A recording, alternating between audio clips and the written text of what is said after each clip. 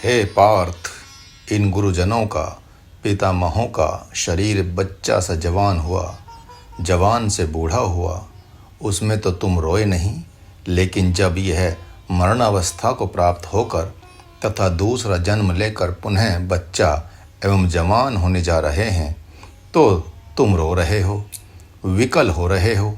ऐसा क्यों? हे पार्थ, सच पूछो तो रोना, विकल होना, मोहित होना तो मुझे चाहिए था, किंतु मुझे तो यह सब कुछ हो नहीं रहा है, जबकि नारायणी सेना मेरे ही विपक्ष में खड़ी है, जिसकी आत्मा मैं ही हूँ। उस सेना में मेरे भी स्वजन हैं, मेरे भी बाल बच्चे हैं। तुम्हारे बाल बच्चों से, तुम्हारे स्वजनों से मेरे बाल बच्चों एवं स्वजनों में कोई कमी तो नहीं है, लेकिन तुम रोना रो रहे हो और मैं सम शांत हुआ देख रहा हूँ। तुम लोगों की माताएं, बहू, बेटियां विकल हो जाएंगी तथा हमारी माताएं, बहन, बेटियां क्या विकल नहीं होंगी? यह कैसी विडंबना है। तुम बड़े माँ, बहन, बेटियों की चिंता करने वाले हो गए। तुम्हारे पितर अनेक अपने लोक से नरक चले जाएंगे और मेरे पितर क्या वहीं रह जाएंगे?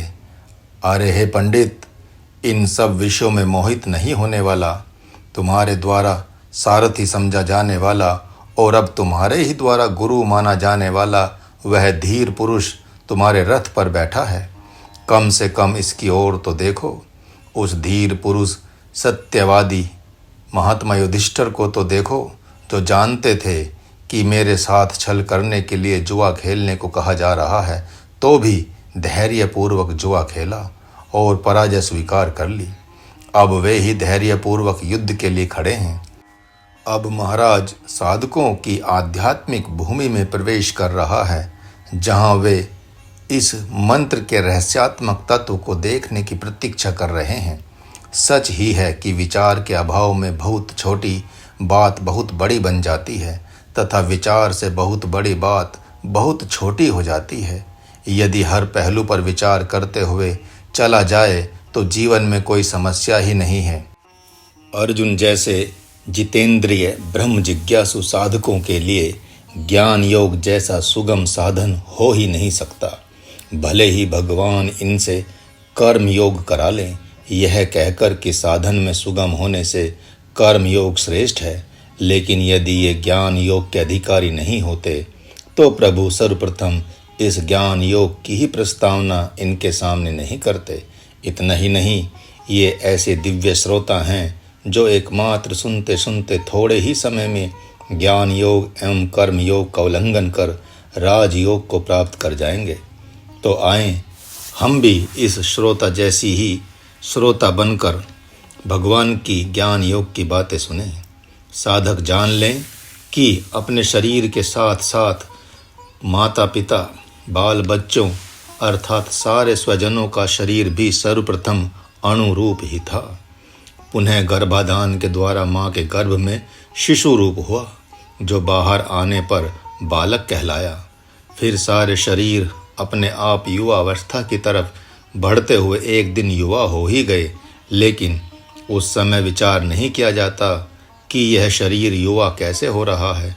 पुनः युवा अवस्था आगे को बढ़ती ही गई, लेकिन कोई नहीं रोया कि हमारा शरीर बुढ़ापे की ओर क्यों बढ़ रहा है, इसे कोई बूढ़ा होने से रोकता क्यों नहीं। जबकि बुढ़ापा अपने आप में एक महारोग है, फिर भी इस महारोग को देखने की विचारहीनता बनी रहती है।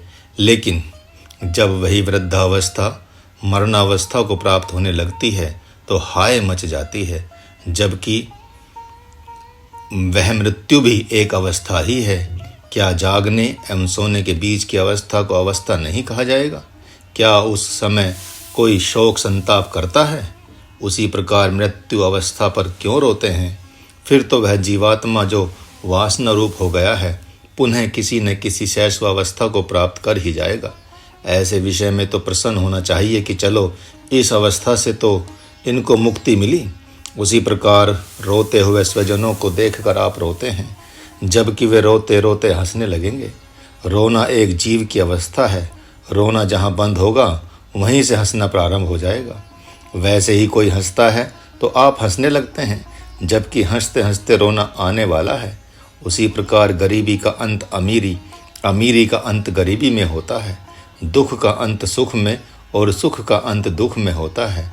यदि आप धीर पुरुष हैं तो ऐसी स्थिति में शोक संताप का कोई कारण नहीं बनता।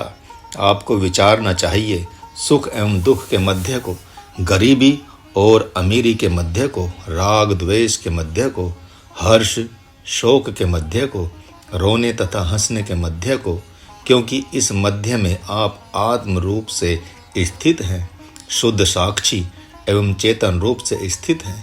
थोड़ी सी सावधानी तो बरतनी है, थोड़ा सा विचार में डूबना है, विशेष तो कुछ करना नहीं है।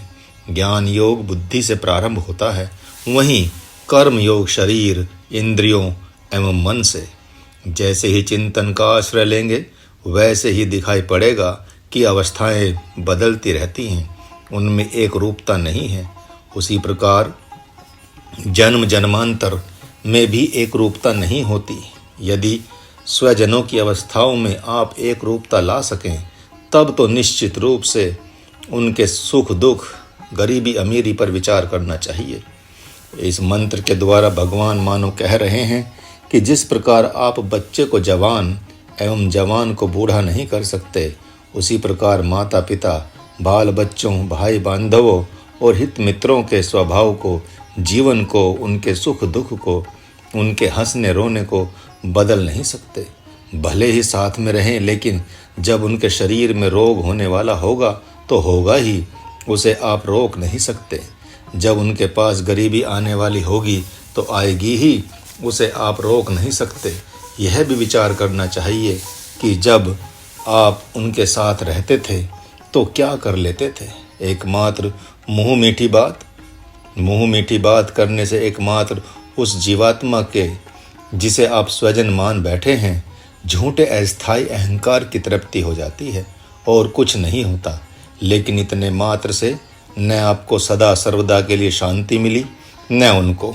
आप साधना भूमि में हैं, यहाँ आकर आप मैं की खोज कर रहे हैं, जो मैं स्वजनों की भी आत्मा है। यदि आपकी पकड़ में वह मैं आ गया तो आप उनके मैं को भी पकड़ सकते हैं और उनके क्षुद्र शरीरगत मैं को सुगमता से मसल सकते हैं। ओहो, आप इस पर क्यों नहीं विचार करते कि आप अपना उद्धार जल्दी कर उनका भी उद्धार करें। आप आए तो इसलिए थे, लेकिन पता नहीं अपने आत्म स्वरूप से क्यों विचलित हो रहे हैं। क्यों आप सद्गुरु के सिद्धांत से विचलित हो रहे हैं। कहीं आप घर में विशेष मनमानी तो नहीं करते थे, जिससे यहाँ भी सद्गुरु द्वारा कहे जाने पर अपने आप को आत्मरूप नहीं मान रहे हैं। और यदि मान रहे हैं तो उसमें एक तारता, एक रूपता, स्थिरता लाने का प्रयत्न नहीं कर रहे हैं। क्या आप अपने को धीर पुरुष नहीं मान रहे हैं। आपका स्वजनों के प्रति शोक संतप्त होना यह सिद्ध करता है कि जीवत्व को अभी आपने त्यागा नहीं है। हंसना रोना, शोक संताप करना, सुखी दुखी होना तो जीव का धर्म है, न कि आत्मा का। भगवान श्री राम ने लक्ष्मण को सजग करते हुए कहा था, माया ईस न आप कहूँ जान कही सो जीव, बंद मोक्ष प्रद सर्ब पर माया प्रेरक सीव।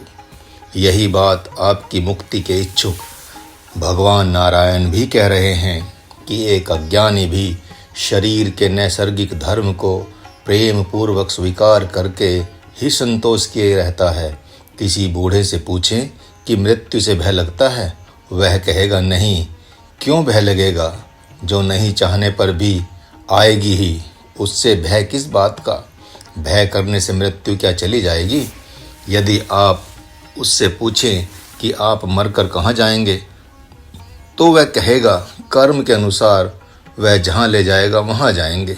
स्वर्ग में ले जाएगा तो स्वर्ग चले जाएंगे, नरक में ले जाएगा तो नरक चले जाएंगे, और यदि पुनः कहीं मनुष्य ही बना देगा तो मनुष्य ही बन जाएंगे। अरे आप साधक हैं। जब एक अज्ञानी पुरुष बड़ी धैर्यता के साथ, संतोष के साथ मृत्यु की प्रतीक्षा कर रहा है, तो फिर आप क्यों उसकी चिंता कर रहे हैं।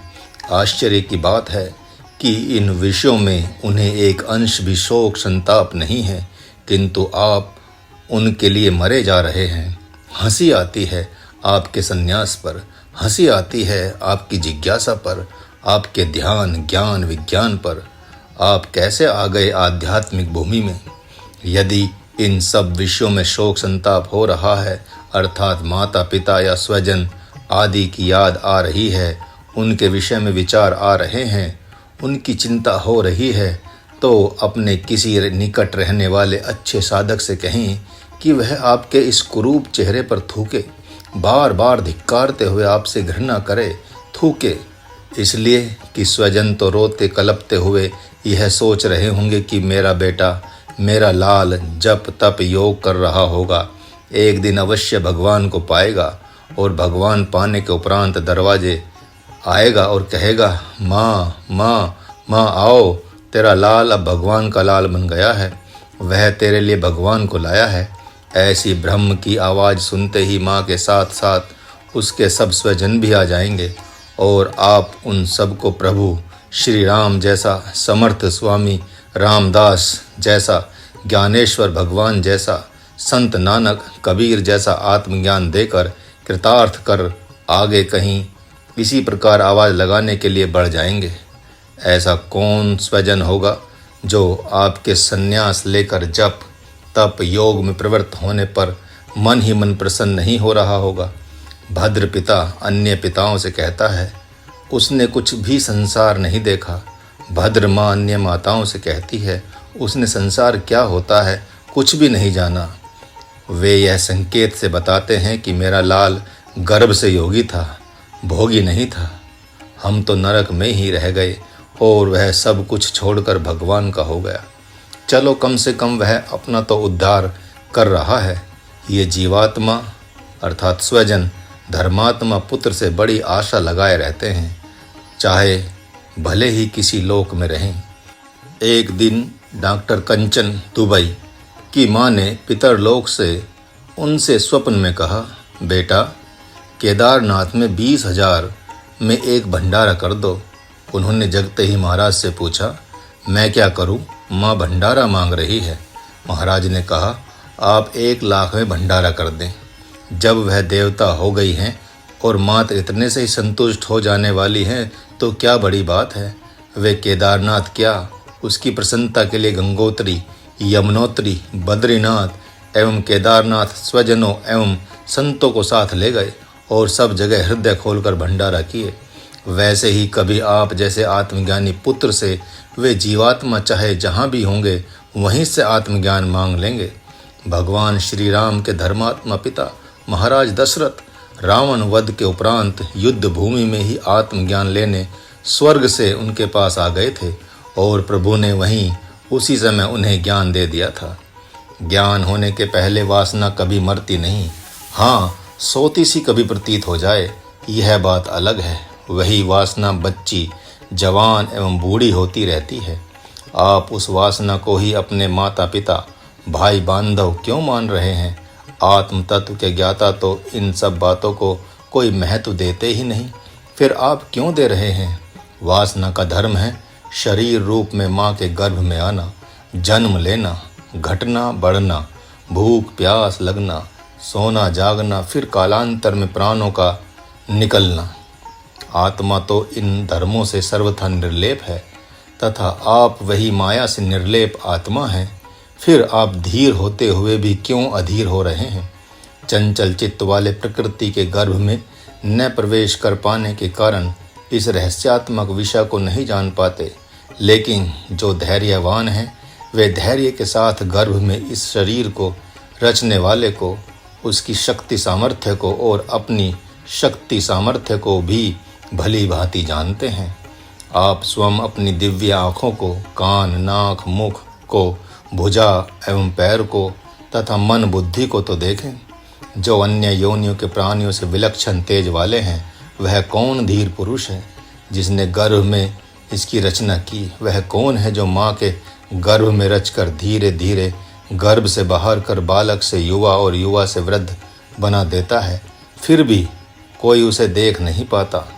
इसका उत्तर आप जान लें कि आत्मा ही वह धीर पुरुष है जो धैर्य के साथ बनाता है किंतु बिगड़ने में आंसू नहीं बहाता, जिसने सभी स्वजनों सहित सब प्राणी पदार्थों को बनाया और बनाकर सबके हृदय में सम शांत बैठा बैठा सबके जागने की प्रतीक्षा कर रहा है।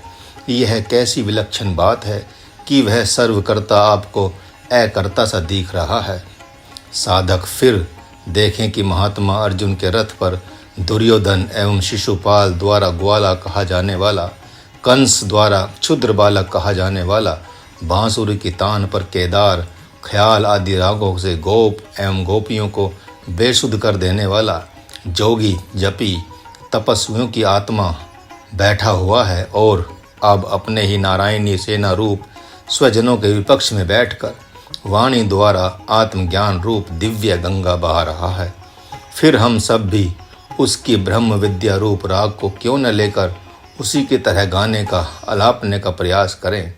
तो आएं अब देखते हैं कि तीसरे मंत्र से प्रभु हम सबको आत्म तत्व राग की कितनी गहराई में उतारते हैं। लेकिन उसके पूर्व महाराज ने भी एक वैराग्य राग गाया है, जिसे आप भी सावधानी पूर्वक गाएं तो इस दिव्य यमन राग में उतर सकते हैं। चल भाग जाग जगत से, जल्दी कर यमदूत जगत सब, झूठे नेह भगत से, नेह गेह यमदूत ठिकाने, जो भाई बंधु लगत से, चल भाग जाग जगत से।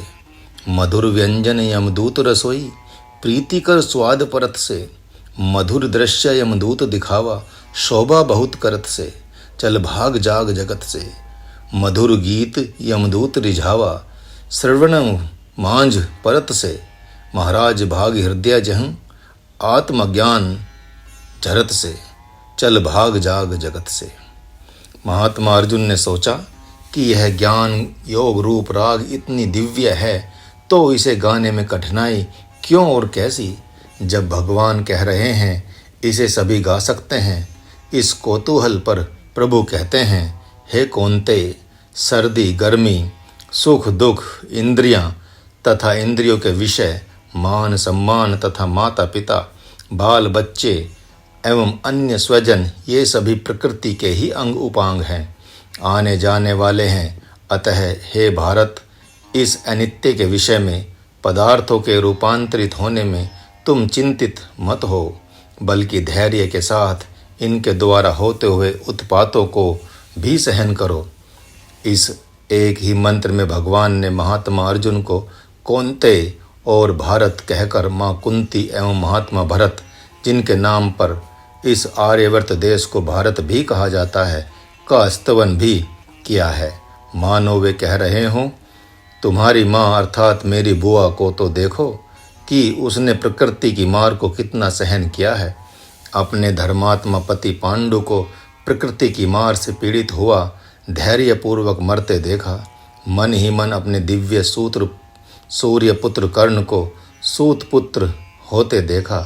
तुम लोगों के साथ धृतराष्ट्र एवं दुर्योधन का अत्याचार होते देखा और अब धैर्य के साथ इस धर्म युद्ध के परिणाम को देखने की इच्छुक है। वही माँ गांधारी की आंखों में नींद नहीं है, वह रोते कलपते समय व्यतीत कर रही है, किंतु वह वीरांगना साध्वी माँ कुंती तुम लोगों को मुझे समर्पित कर योगियों की योग निद्रा जैसी निद्रा भी लेती हैं, प्रेम पूर्वक प्रसाद भी पाती हैं और अब मेरी अद्भुत युद्ध लीला देखने को प्रतीक्षारत है। हे भारत, कहकर भगवान मानो सूर्यवंशी राजश्री महाराज भरत की याद दिला रहे हों, जिन्होंने अपने पिता भगवान ऋषभदेव के संन्यास लेने के उपरांत इस धरा को, पृथ्वी को वैकुंठ लोक बना दिया था। यद्यपि उस समय वे आत्मज्ञान से संपन्न नहीं थे, तो भी अपने कुलगुरु वशिष्ठ की आज्ञा अनुसार राजधर्म को अत्यंत कठोरता से निभाते हुए प्रजा की आत्मा बन गए थे। यदि कोई राजा दुष्यंत के पुत्र भरत से ही इस जम्बू द्वीप का नाम भारत पड़ा हुआ मानता है तो इसमें भी कोई आपत्ति नहीं है, क्योंकि उनकी भी धर्म शूरता तथा वीरता विख्यात है। उन्होंने भी इस पृथ्वी को अपने समय में स्वर्गीय ऐश्वर्य एवं विभूतियों से संपन्न कर दिया था। भगवान कह रहे हैं, तुम उन्हीं महात्मा राजश्रियों के वंशज हो जिन्होंने कभी किसी भी काल में अपने स्वजनों की ओर नहीं देखा बल्कि संपूर्ण प्रजा की ओर देखा, और तुम उनके स्वभाव के ठीक विपरीत होकर क्षुद्र मानवों की भांति अपने स्वजनों की ही चिंता करने लगे हो, जो तुम्हारे में शोभा नहीं दे रहा है। अब साधक गण अपनी तरफ ध्यान दें।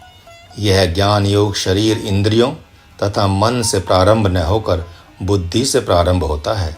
यदि चिंतन करने के उपरांत यह पता चल गया कि आप आत्मा हैं, तो आपके लिए फिर किसी अन्य साधन जप तप योग की आवश्यकता नहीं है, बल्कि आप आत्म स्वरूप में प्रतिष्ठित होकर सर्दी गर्मी सुख दुख को सहन करते हुए काम क्रोधादि विकारों की मार को भी सहन करें। संन्यास लेकर संन्यास के बाह्य नियमों का कठोरता से पालन करें। सर्दी गर्मी से बचने के लिए आश्रम या झोंपड़ी भी न बनाएं। दत्तात्रेय भगवान के आदर्श के अनुसार परिव्राजक होकर आकाश वृत्ति, अजगर वृत्ति, खग वृत्ति, भिक्षा वृत्ति के साथ शरीर को रखें। इसे विशेष महत्व न दें। चिंतन के द्वारा देखेंगे तो पता चलेगा कि सर्दी गर्मी सुख दुख में स्थिरता नहीं है, बल्कि इनमें अति वेग है। गर्मी आते आते सर्दी आ जाती है, सर्दी दौड़ते दौड़ते थक जाती है तो पुनः गर्मी में ही विलीन हो जाती है। सुख भी दौड़ते दौड़ते थक कर दुख रूप हो जाता है, दुख भी दौड़ते दौड़ते सुख रूप हो जाता है। दिन दौड़ रहा है, भाग रहा है, लेकिन भागते भागते रात में चला जाता है, और रात से वह कहता है अब तुम दौड़ो। तब वह दौड़ते दौड़ते थक कर दिन से कहती है अब तुम्हारी बारी है। अज्ञानियों को मोहित करने के लिए ही सुख दुख का, दिन रात का, सर्दी गर्मी का निर्माण हुआ है।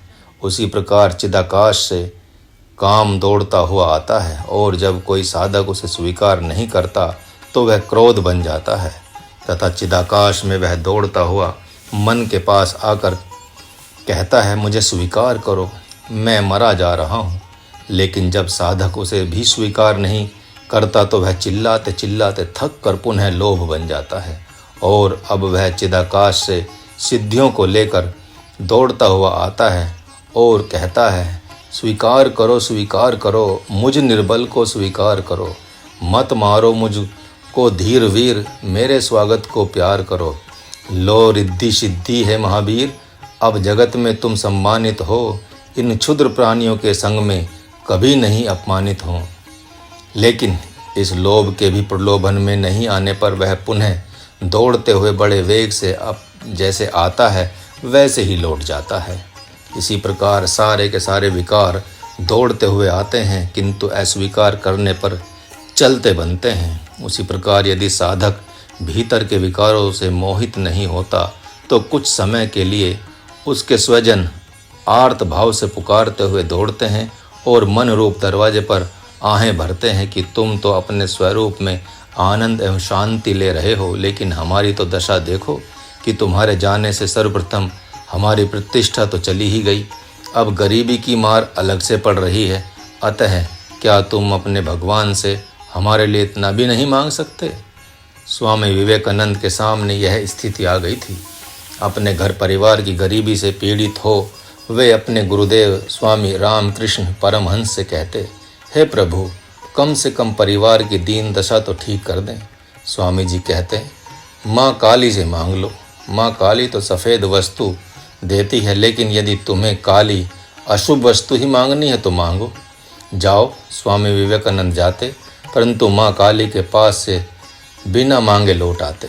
इस प्रकार 2-4 बार प्रयत्न करने पर भी वे न मांग सके। मानो माँ काली कह रही हो कि मुझसे तू क्षुद्र वस्तु ही मांग रहा, कर क्या करोगे?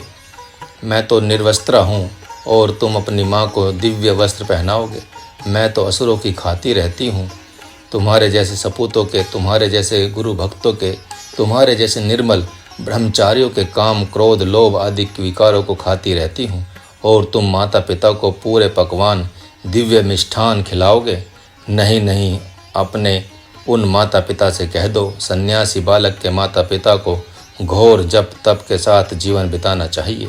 विवेकानंद फिर सकामी न हो सके। जब साधक स्वजनों की पुकार से उनके दुख दर्द की वेदना से विचलित नहीं होता, तो फिर वही भारत कहलाता है, वही धीर वीर गंभीर कहा जाता है।